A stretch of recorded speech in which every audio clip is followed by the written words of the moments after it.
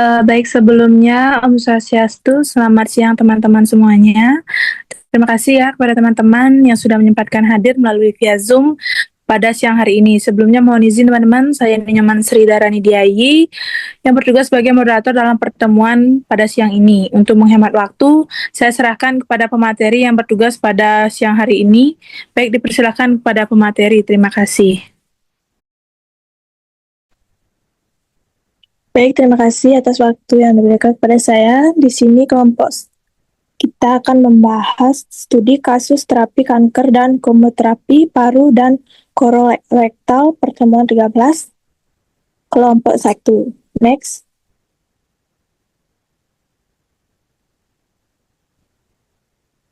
Kasus yang akan dibahas itu seorang wanita berusia 48 tahun datang ke rumah sakit untuk memulai siklus kedua kemoterapi kanker payudara.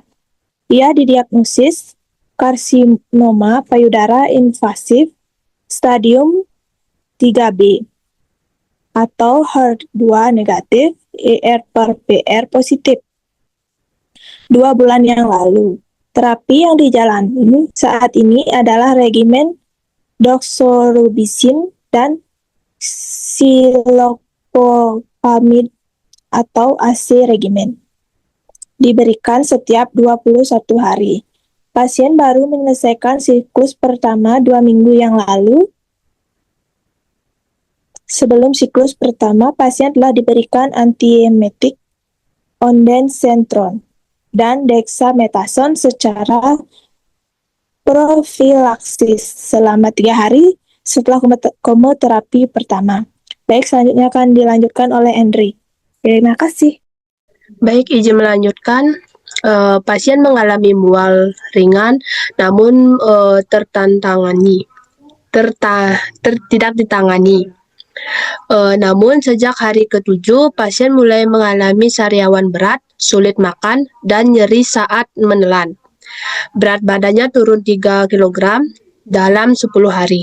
Pasien juga merasa lemas, mudah berdarah saat menyikat gigi, dan terdapat bercak kemerahan di kulit. Ia belum datang kontrol sejak siklus pertama karena takut efek kemoterapi, dan kini datang atas dorongan anaknya. Yang pertama itu ada hasil pemeriksaan laboratorium menunjukkan Hb 9,1 gram per dl, leukosit 1700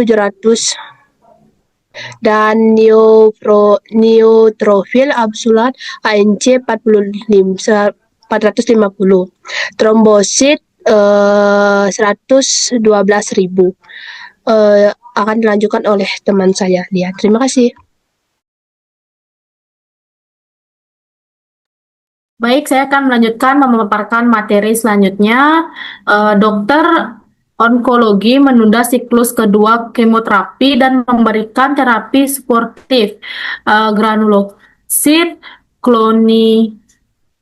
klonistimulating faktor atau bisa disebut dengan GCSF, asam folat, suplemen, nutrisi oral, serta meresepkan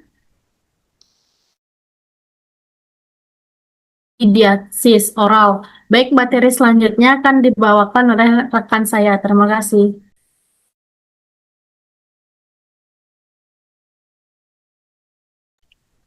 Baik, selanjutnya saya akan membacakan identifikasi PCNE, DRP Classification PCNE F9.0. Poin pertama yaitu P1.1, tidak ada efek terapi obat. Terapi tidak efektif atau kurang efektif karena kemoterapi ditunda akibat toksisitas. Poin yang kedua yaitu P2.1, kejadian obat yang merugikan adanya kepatuhan pasien rendah atau tidak kontrol sesuai jadwal karena takut efek samping. Poin selanjutnya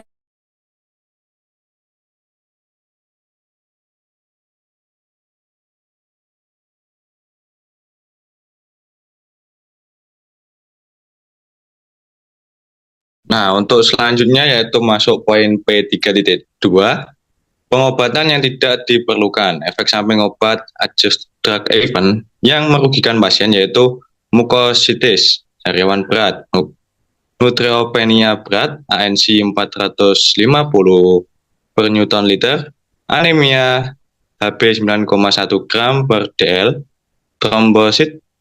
trombositopenia ringan 112.000 Newton per liter, dan penurunan berat badan akibat kesulitan makan dan nyeri menelan.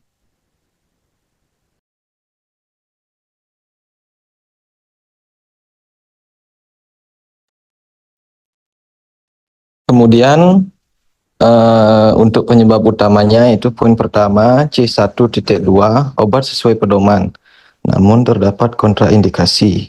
Obat memiliki efek samping yang diketahui seperti doxorubicin dan cyclophosphamide diketahui menyebabkan neutropenia, amenia, mukositis, dan infeksi oportunistik seperti kandidiasis oral. Dilanjutkan C1 dosis obat terlalu rendah. Dosis standar terapi dapat menyebabkan toksisitas hematologi berat, terutama pada pasien siklus pertama. Dilanjutkan oleh teman saya.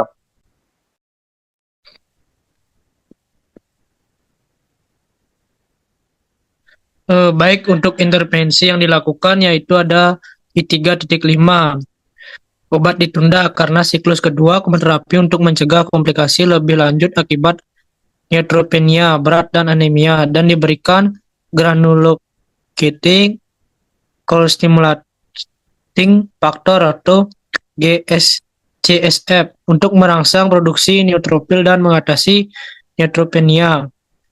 Pegrastin 5 mcg per kilogram per hari, subkutan sampai ANC membaik, biasanya 5-7 hari. Asam folat sebagai suplementasi untuk membantu anemia dan mendukung regenerasi sel darah merah.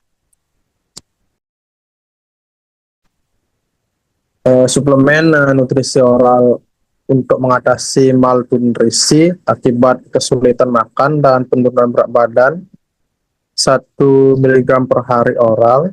Neatatin untuk pengobatan kandidiasis oral yang menyebabkan sariawan berat, dosis 100.000 unit per mililiter 4 kali sehari selama 7-14 hari untuk kandidiasis oral. Edukasi pasien pentingnya kontrol rutin dan pengawasan efek samping kemoterapi. Next. Baik, di sini ada kesimpulannya, yaitu Nyonya L mengalami masalah farmakoterapi berupa efek samping berat kemoterapi atau neutropenia berat, anemia, mukositis, kandidiasis yang menyebabkan gangguan nutrisi, penurunan berat badan, dan risiko infeksi. Penyebab utama adalah efek samping obat kemoterapi regimenasi dan keterlambatan kontrol pasien. Next lesson.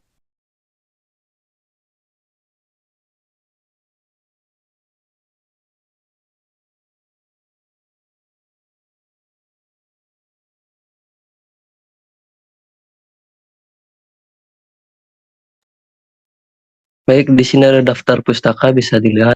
Saudara Flori PH dan efek samping, evaluasi efek samping kemoterapi regimen asiatif pada kanker payudara operable, dan ada daftar pustaka tentang gambaran efek samping dan terapi suportif pasien kanker payudara pasca kemoterapi CAV di RSUP. Baik, sekian presentasi yang dapat kami berikan. Saya serahkan ke moderator. Baik, terima kasih atas waktunya yang diberikan kepada saya. Sekian presentasi pertemuan kami pada hari ini. Kami ucapkan terima kasih dan terima kasih atas perhatiannya teman-teman. Saya ucapkan Om Santi Santi Santi Om. Terima kasih.